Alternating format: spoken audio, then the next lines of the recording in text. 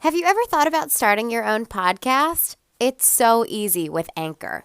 Anchor is a one-stop shop for recording, hosting, and distributing your podcast. Best of all, it's 100% free and ridiculously easy to use. And now, Anchor can match you with great sponsors who want to advertise on your podcast. That means you can get paid to podcast right away. In fact, that's what we're doing right now by reading this ad. We struggled to find the right way to distribute our podcast, and Anchor made it quick, easy, and free. We're on platforms we had never heard of, and that's all thanks to Anchor doing the hard work. So, if you have been thinking about starting your own podcast, head on over to anchor.fm/start. That's anchor.fm/start. Are you 28 and experiencing back pain? Welcome to Spilling the Mad Tea.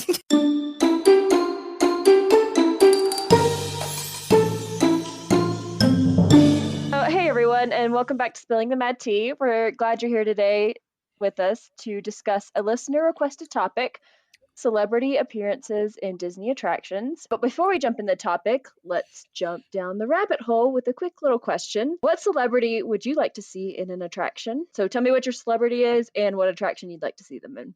That's tough. I know mine. Mine was not tough at all. Okay, you can tell me yours. I want Mina Masad in an Aladdin attraction. But I want the real person of him. Not the fake. I mean, yeah, that would be ideal. But like the Johnny Depp animatronic in an Aladdin's, like a new Aladdin style ride. Oh, it'd be amazing.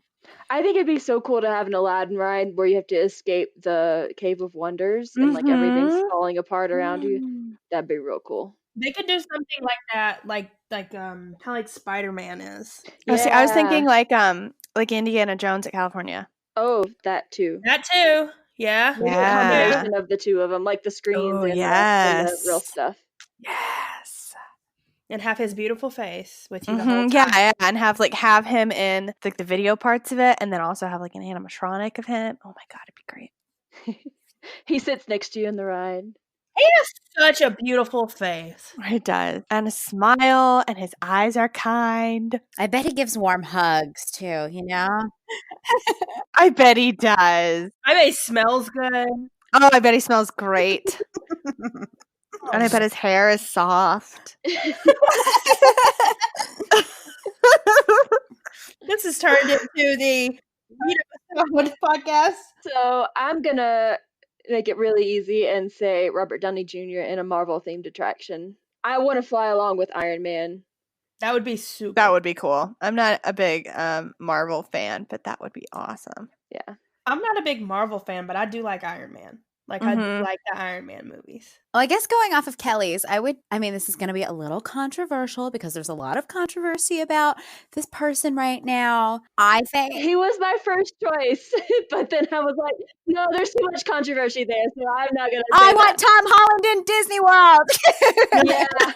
Bring Spider-Man back. That was totally my first choice. But then I was like, no, I don't want to get into all of that. I'll just go with Robert Downey Jr. But yeah, a Spider-Man attraction with Tom Holland in it he's just so fun. Like, he's so good. So good.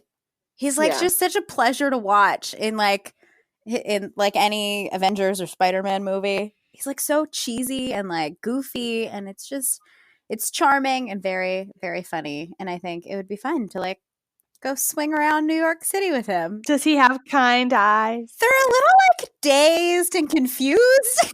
Yeah. What am I doing here? I mean, I don't know what I'm doing here, but I'm gonna make the like best confused and overwhelmed. Eyes, I would say. Yeah. Like if you were thrown into like you got some superpower and you were like, oh shit, and people expect you to start saving the world and shit. Relatable. Imagine that look in your eyes. Yeah, and he's like still in high school. And you've got to pass your bio exam. What? No, kind eyes are not a priority. And he got snapped into oblivion for a couple of years. So like he's dealing with a lot. Oh gosh.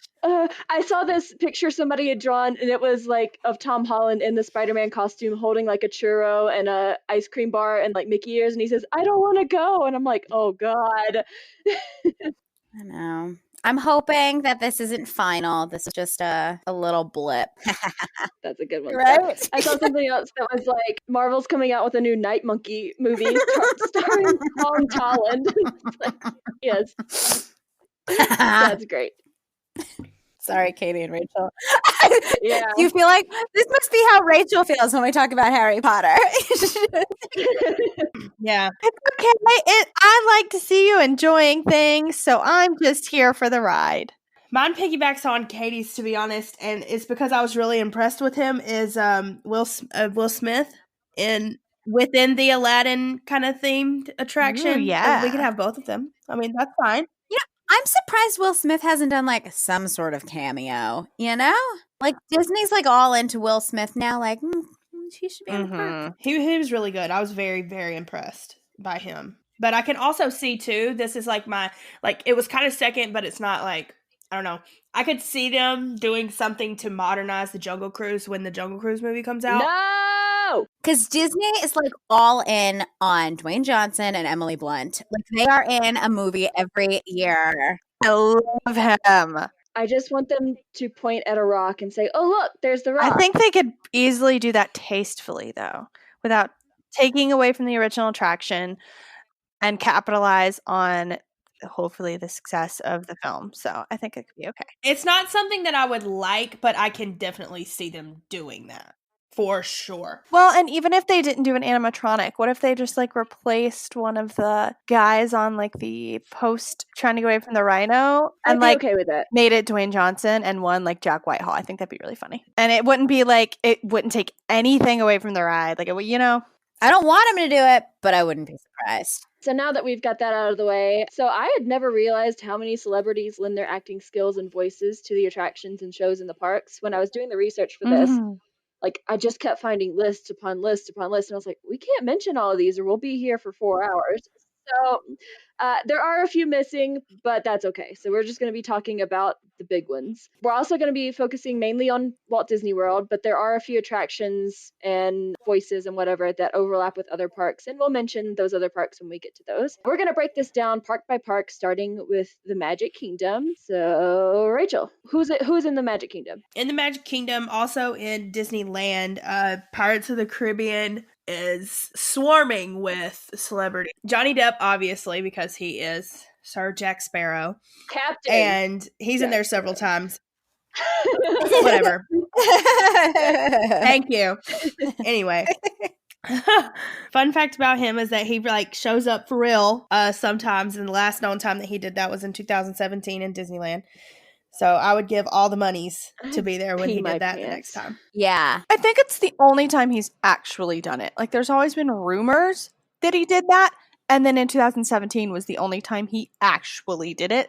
And we were all like, cool, great. Now the rumor's never going to die. Of course not. And then there's Jeffrey Rush, which is Captain Barbossa, Bill Nighy, which is Davy Jones, and they all started with their voices and I guess their characters in 2006. And then Ian McShane started in 2011 with Blackbeard. He was Blackbearded. Which movie was that? The fourth one? The one that everyone forgets. I've only ever seen it once, so I don't know much about it. I love Bill Nye. Like anything that he's in, he just makes it great. He's in Love Actually. He's in other movies that are escaping my brain right now. But he's like got such weird mannerisms that I just think he's great in everything. I just love all of the integration of Pirates of the Caribbean, except I wish there was a Keira Knightley. I would have loved to have seen the only female representation in that movie represented in the Her parks. dress is in there, but that's about it. The only Great. important thing about a woman is what she's wearing. So that's How hard would it have been to put her in the dress? Or Angelica. Like, I understand Orlando Bloom not being there since his final arc is like he goes off on an island. And I mean, I guess she's technically waiting on the island too, but still, like, since she's the only female character, like they could have put her in. They could have given us And that. they put a mermaid skeleton, so like what else do you want? I'm just Yeah. Any of the females in that movie could have been represented, but it's just the boys. And they used to have like the flashes of light in the water before that little beach scene that were supposed to be the watermelons. Oh my god. Wow. That was like a big difference. It's not there anymore, though, is it? Did they take it away or no? They did take it away. You get a dress, and I guess you get red now. I mean, I do like I mean, I know that was a hot topic when it happened, but I love that they turned Red into a badass female pirate. So let's hop in a time machine, and we're going to talk about the extraterrestrial alien encounter, which no longer exists. I'm happy about this because it's terrifying. One of my favorite actors, Tim Curry, he was the voice of a robot named SIR. He was in the pre-show area, and he kind of explained the excess teleportation process. And if you don't know who Tim Curry is, what are you doing? But he was in Rocky Horror Picture Show, he was in Clue, and he was Pennywise in It 1990, among many other things that he's been in. But those are just my favorite three. I feel like I watch Clue so often. His performance in that is just amazing. I feel like it's very fitting that he voiced something in Extraterrestrial too. And then I will take this in Splash Mountain, James Avery, which was Uncle Phil from The Fresh Prince. He is the voice of Brer Rabbit. I did not know that. I didn't either. I was like, no. Yeah. When I read this on this outline, I was like, There's got to be another Uncle Phil. Like, that is not weird. Apparently that's it. I thought that was pretty odd. So does anybody have anything else to say about stuff in Magic Kingdom? I mean, I guess technically all of your presidents are celebrities. There are, let's talk about all of them. So first, there's George Washington. And Yeah, I didn't want to mention them. Let's hop on the monorail and head over to Epcot. So the first thing that you're going to come to when you go into Epcot is that little ball, that little geodesic sphere. It's hard to see. Yeah, sometimes you miss it. You just like will speed right past it. It gets looked over sometimes, but if you didn't know, there's an attraction in that ball, and it's called Spaceship Earth. And there are 3 major narrators that people would recognize their names. So from 1986 to 1994, it was Walter Cronkite, who did news stuff. And then from 1994 to 2007, it was Jeremy Irons, better known as Scar. I don't remember him being the narrator. I vaguely remember. I want to remember it, but I just don't. From 2007 to the present time is Judi Dench, whose voice we all recognize, and I really like her narration. She has a very good presence. She's the not stupid Judy. Yeah. So when I was doing this research, we all know that Spaceship Earth and Siemens collaboration, I know, right? Their collaboration is coming to an end. So Disney will be closing Spaceship Earth for 2 years. It's supposed to close in 2020 for a 2-year refurbishment, and then it will open back up for Epcot's 40th in 2022. So if you like Judi Dench's narration, you better go soak it up while you can. Well, speaking, like Katie said, of Judy's, and Judi Dench is a great narrator in Spaceship Earth. There's another Judy who makes an appearance over at Ellen's Energy Adventure. So before 1996, this ride did not have any celebrity involvement. It was just kind of boringly a walk through energy. Ta-da. Ooh, I can't imagine it without the celebrities. Like, that makes the 45-minute ride worth it. Sometime. Right. So that was a big reason why they went down for refurbishment, was to make it more fun. And so Ellen was working with ABC at the time, and they said, well, she's fun. Let's throw her in this thing. But she's not the most reputable science source. So luckily, we also got the addition of Bill Nye the Science Guy, whose show was on Disney Channel at the time. And the two of them together, unlikely pair. However, pure magic. You learn about energy in the most fun ways. Love it. But one of my favorite characters from this attraction has got to be the role played by Jamie Lee Curtis, who does not play herself. Unlike Ellen and Bill Nye, she plays Judy, a.k.a. Stupid Judy, a.k.a. Stupid Judy, Stupid Energy. So one year, one of us needs to go as me. By one of us, I mean me. Spaceship Earth Girl, and somebody else needs to go Stupid Judy. We need like all attraction themed costumes. Obscure Epcot Let's do characters. it. That would be great. And then also Alex Trebek is in there too, because in Ellen's Dream, she plays Jeopardy and he's the host, which is kind of fun that they like really went for it and made it like a real, very accurate. And I like that. Yeah, it wasn't like generic game show. Yeah. They're like, no. This is Jeopardy with Alex Trebek. Love it. They crammed 4 celebrities into that ride, and I think that's just great. These are like A-listers, especially for the time that they put them in there. Yeah. I think it's funny that like everyone else like plays themselves except Jamie Lee Curtis. Like they didn't get like an unknown actress to play Stupid Judy. Like they got Jamie Lee Curtis, which is just kind of fun. So we're gonna hop over from Ellen's Energy Adventure to Soarin'. And in the Soarin' attraction is the best voice of all time, Patrick Warburton. You guys will know him from Kronk, Family Guy, Netflix series of Unfortunate Events. Also, if you don't know who Patrick Warburton is, like You know his voice. bye. I love him so much. Yeah, he's very versatile. If you don't know his face, you know his voice because it's so recognizable. But I also think So he was funny. the perfect face of Soarin' because it just fits. Also, I love him. He has such a like air, like a pilot voice. Can confirm. Like it's just perfect. I love him in Series of Unfortunate Events. He does such a good job at being Lemony Snicket, and it's just great. Yeah, I'm a big fan of Patrick Warburton, and I'll be very upset if they ever take him out of Soarin'. Well, it's just because like during he does the voiceover, or he hosts the like safety spiel, and it's so clever. It's just so funny, and you just pay attention. Like nobody goes in that ride and like doesn't know what to do. Like it loads and unloads pretty quick because people pay attention to his safety spiel. Nobody ever accidentally leaves their Mickey ears on. Like they take them off. Especially these little beauties. We could also talk about we were talking earlier about like what actor we would add or what celebrity we would add. You could have a Kronk attraction and still have like he's obviously on board to do some voicing for this stuff. So I think that'd be very cool. So we're gonna go back across the park now. We're just going back and forth. We're gonna go to Mission Space. I don't ride this much anymore. Don't care to. Partly because they took Gary Sinise out of the ride. That's what pisses me off.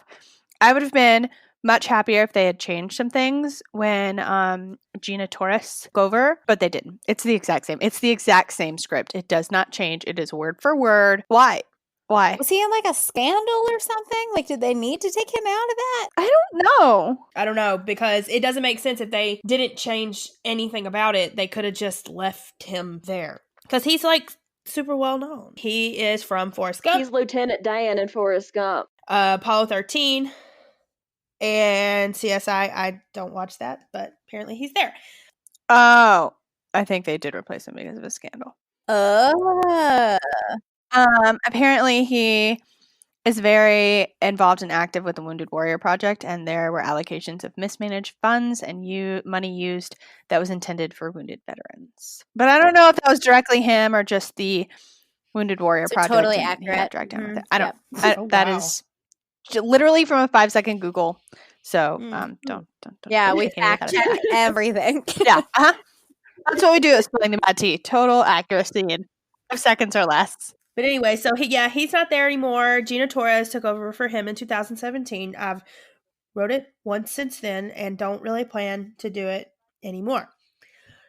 So there's that. Let's do another hop clear across the park back to the Imagination Pavilion, where you will find Eric Idle in Journey into Imagination, and his character in that ride is Dr. Nigel Channing, who also briefly appeared in Honey, I Shrunk the Audience. You will recognize Eric Idle from pretty much all the Monty Python things, Life of Brian, Flying Circus, Holy Grail, plus many others. My favorite role that he's been in was in Casper. He was Dib. Oh yeah, the mean lady's like assistant guy, whatever. And he's also the narrator of Ella Enchanted. Damn, he's everywhere. I like him, love him most from the Monty Python. I haven't seen that many. I think I've seen the Holy Grail once when I was younger, so I don't really recognize. Like I don't know too much about all that. Yeah, but my favorite role is Casper. And then I know that we talk all the time about Journey into Imagination needs some changes, mainly him taken out, but he is a really good actor, and I like him overall. Just maybe not in that ride. It just needs some love. I mean, I even think they could bring him back, but it needs revamping.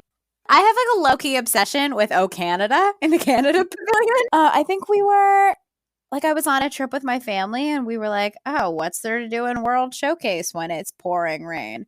Hey, it says there's something in Canada. Should we go check that out? Yeah, okay. And it's like a long walk off of like the World Showcase Lagoon. It's like it's back in Canada. But then you get in there and Martin Short's there, making you crack up about what's going on in Canada. He's so funny. Because if you watch like the China and the France videos, they're like kind of dull and very serious. And then you go to Canada and then Martin Short's like, hey, what's up? And it's just really delightful. And it's great. You may recognize him from Saturday Night Live, but he kind of has a tie with Disney from, well, what I think of him from is the Santa Claus 3 when he plays Jack Frost. And I know not everyone here is a big fan of that movie, but but Martin Short in O Canada will change your mind. You'll get a newfound love for him. But they also do a quick shout out to like other celebrities during the movie where they're like, he's like, there are a bunch of great people from Canada. Or when it starts off, there's like a ambiguous narrator and Martin Short's like, hey, shouldn't we hear from like somebody who loves Canada, who's from Canada? And the narrator goes, oh, is Celine Dion here? And so it's like a quick shout out to Celine Dion. And then later in the show, they like flash up a bunch of other notable faces from Canada, like including Celine Dion and not Drew Carey. What's his name? The funny one, Jim Carrey. Yes. Yeah, so they give a big shout out to lots of celebrities over in the Canada Pavilion. Damn, Drew Carey, did you catch that shade? I know. I didn't do that. I was like a loyal Drew Carey show watcher. And then I will briefly mention the Candlelight Processional, which happens at Epcot every holiday season. Do they have different celebrities? All I know is Neil Patrick Harris. Like he's the only one that sticks out to me. Yeah, they do. It's kind of like they're at other like festival things, different weekends, different weeks. They'll have different celebrities. Okay. Well, they have different celebrities. Neil Patrick Harris is the only one that I could think of because I served him breakfast. I think the reason we associate Candlelight Processional with Neil Patrick Harris is because he is the biggest star to do Candlelight Processional. I think he always like kicks it off or he ends it. Yeah, he's the one who is always there. We're going to go back to Canada, and then we're going to keep walking to the International Gateway, and then we're going to get on a boat to Hollywood Studios. So when I'm in Hollywood Studios, I don't know about you, I like to go see this really great concert by Aerosmith over at the Rock and Roller Coaster. But did you guys ever wonder, like, why Aerosmith? Because they're good and I like them. But are they? Well, apparently Disney really designed this ride with the Rolling Stones in mind, but they wanted like a lot of money. So Disney was like, okay, well, like we'll keep building it and let's try U2. And Bono was like, no. So they were like, how about Kiss? They wanted a lot of money and they were like, okay, well, who's left? But Aerosmith was creating a song for the Disney Pictures film Armageddon. So they're like, oh, we're already in bed with Aerosmith. Like, let's see if they'll do this too. Which apparently that was a match made in heaven because Steven Tyler and other band members rode the ride like 12 times after the opening ceremony. They're big fans. And I saw like an Instagram post from him not too long ago where he was like walking through queue space, like after riding the ride. He's like, just checking out my roller coaster, like still the best ride in this place. And it like, so he's like still a fan now, even though they edited his pre-show and took some inappropriateness that he may have snuck in. It is now gone. But it's been there for so long though. Right? Like, come on now. But maybe like the internet wasn't as much of a thing when it first came out. Yeah. And now people are Googling it and yeah, we will let you Google it and find out yourself if you want to know what was edited out of the pre-show. Mm-hmm. I love Aerosmith, and Don't Want to Miss a Thing is like one of my favorite songs ever. Like I remember when Armageddon came out and that song came out, and my dad's always been like a big like classic rock fan. So like we would listen to that a lot, and I just have a very warm spot in my heart for Aerosmith. Well, then, Kelly, how do you feel about them retheming Rock and Roller Coaster over in Paris? I don't have any feelings because that's in Paris and not here. I do think that I can see Aerosmith leaving altogether in Hollywood studios eventually and it being replaced with something different. But I hope they always keep like the rock and roll theme and don't stick like the Jonas Brothers in there or something. Oh yeah, that would be a mistake. I love them, but that would be a huge mistake. Well, over in Paris, Rock and Roller Coaster is being turned into an Iron Man ride. See, I'm okay with that. Aerosmith will no longer be present, but Kelly might get her Robert Downey Jr. Celebrity in the park. Yeah, so I'm happy either way. Both of those work for me. I think that would be cool. So from Rock and Roller Coaster, we're gonna head to a galaxy far, far away in Star Tours. So over at Star Tours, Allison Janney, I'm not sure how to pronounce her last name 100%, but she is the safety droid, Ali Sansan. She does the safety spiel before you board your Star Tours vehicle. You would know her as Peach from Finding Nemo, the starfish. She is the mom in Juno, and she's also Prudy Pingleton from Hairspray 2007. She was Penny Pingleton's mom. And she was also in Phineas and Ferb. I don't watch this show, so I don't know, but she was Charlene Doofenshmirtz in Phineas and Ferb. Nice. Yeah. And then once again, we've got Patrick Warburton. He is the voice of G24T. He is a repair droid that works for the Star Tours travel agency. He like scans people in the queue and makes funny comment. He says that G24T was short for G24TT4557982DWP-40PST, which was just his first name. I'm really glad I got through all that. So he makes some really funny comments. I kind of like just always hope that I get stuck in the queue at that point so I can listen to what he says. He says things like, "To those traveling with small humans, good luck." And "I'm afraid your flight has been canceled. Just kidding.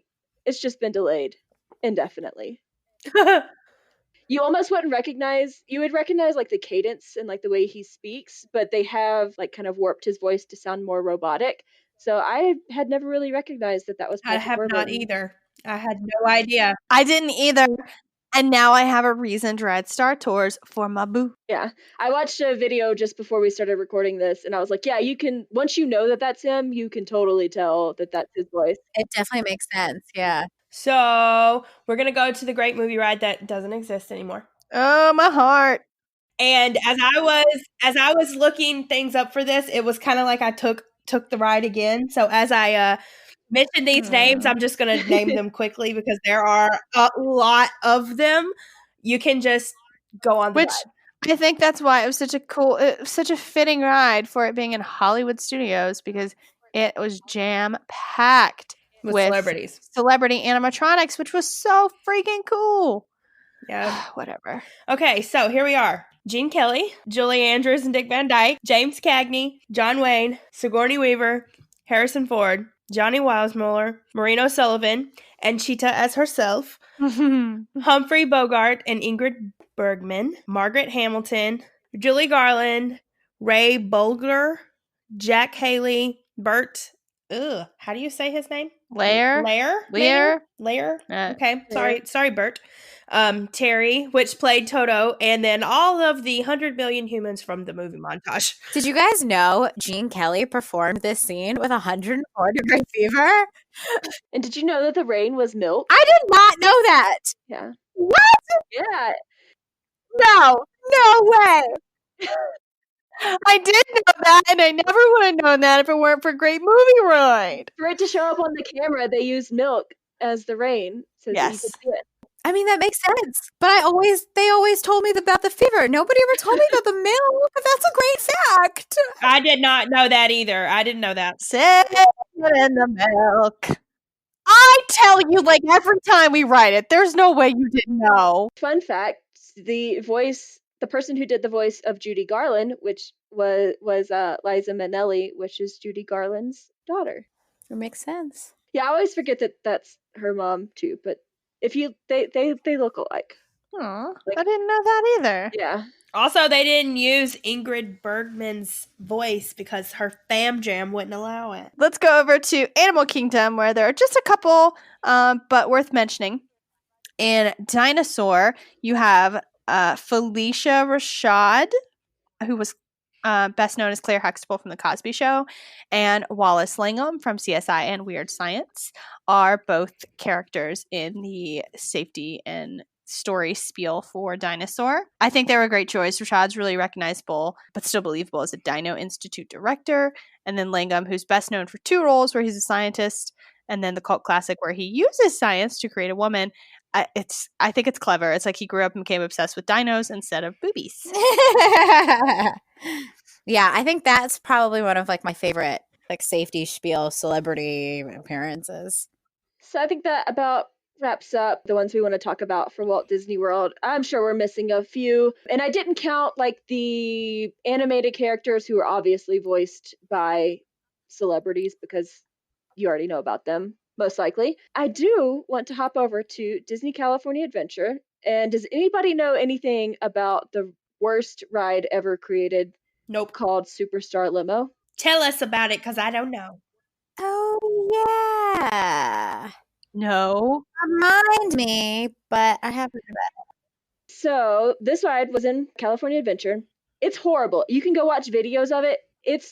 It's weird. It just looks gross. I hate everything about it.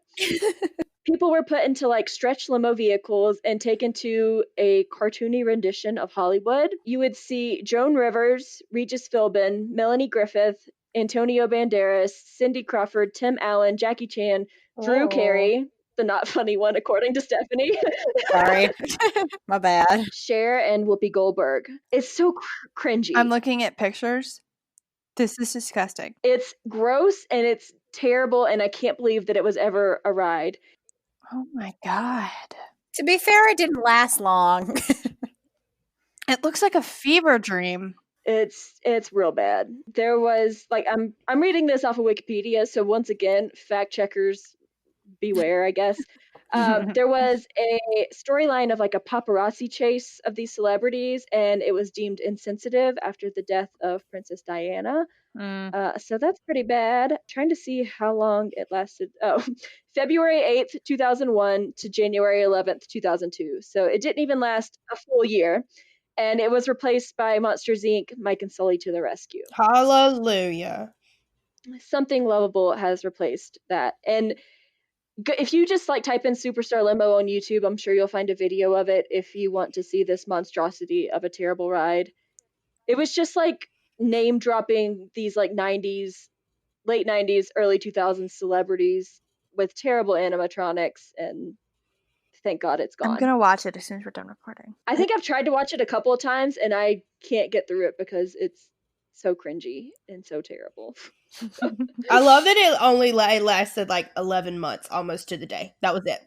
Oh, I bet they were pissed having to shut that down after putting money into building it and making it, and but I mean, someone should have stopped them. Yeah, I don't know. I can't find like any Imagineers names attached to it, which I can understand them not wanting to be attached to this. Yeah. But whoever signed off on this is just Right, you know, it had to go through so many channels before it was approved, and like, no one said, this is gross. Like the animatronics look like puppets. It's just very odd. Ugh. So let's wash our hands of that and not mention it anymore. Let's just pretend that ride never existed and let it fade into obscurity. Thank you all so much for joining us today, and thank you to Jackson, who sent us this unique idea for a podcast topic. Thanks, Jackson. Except he didn't email it. He did not email it. Jackson, I'm mad at you because you didn't send us no damn email. He Snapchatted it to me. Snapchat is not an email. I don't think I would have like come up with this on my own or even like thought to have talked about it. So it was kind of fun to look into all of these people who you recognize in the Disney attractions. And we love hearing what you guys want us to discuss, so keep that up. As we've mentioned before, email us. There are so many celebrity appearances in attractions, so if you missed your favorite, let us know. Send us an email, please, at spillingthemadtea@gmail.com. Or you can tweet us. We did finally get some emails, so it's okay to tweet us now at Spilling Mad Tea. As always, you can follow us over on Instagram at Spilling the Mad Tea. And like us on Facebook at Spilling the Mad Tea. And in the immortal words of the safety droid Ali Sansan, bye-bye.